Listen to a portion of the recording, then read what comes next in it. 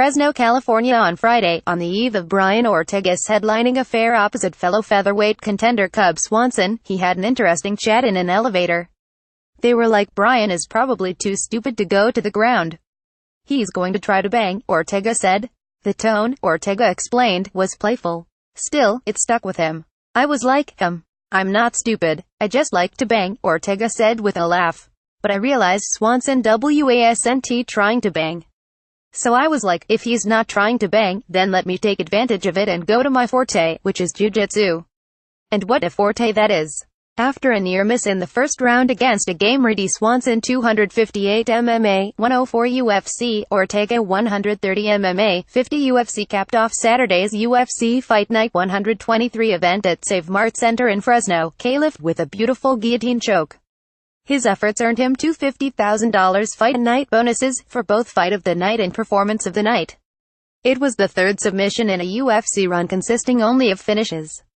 But this one comes with some added flair. Not only was it against a battle-tested veteran, but it was a brilliantly executed move that required a slick grip readjustment. The finish inspired a frenzy in the MMA community.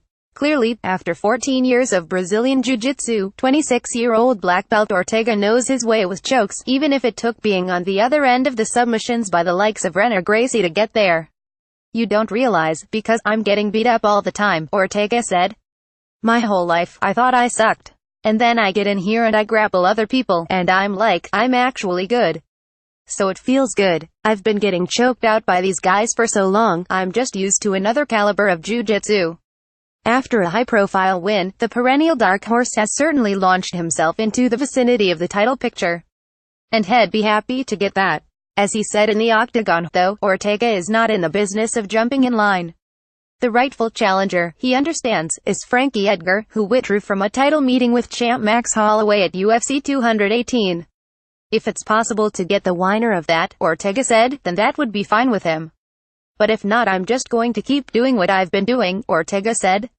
"I'm blessed and happy to be here." While he awaits his next fight, though, Ortega will most likely continue to focus on the work that he discussed with UFC President Dana White immediately after his fight via Twitter. "I've been saying, I really want to help people out," Ortega said. "I want to use this light to not just have it on me. They invested a lot of money to promote me and everything. And now that my name is getting out there, I want to help people out. That's my main thing. I love kids. I love helping kids out.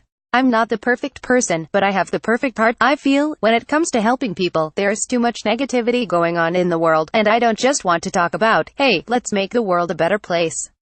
I want to be the change that you want to see in the world. I've been there, I've done it.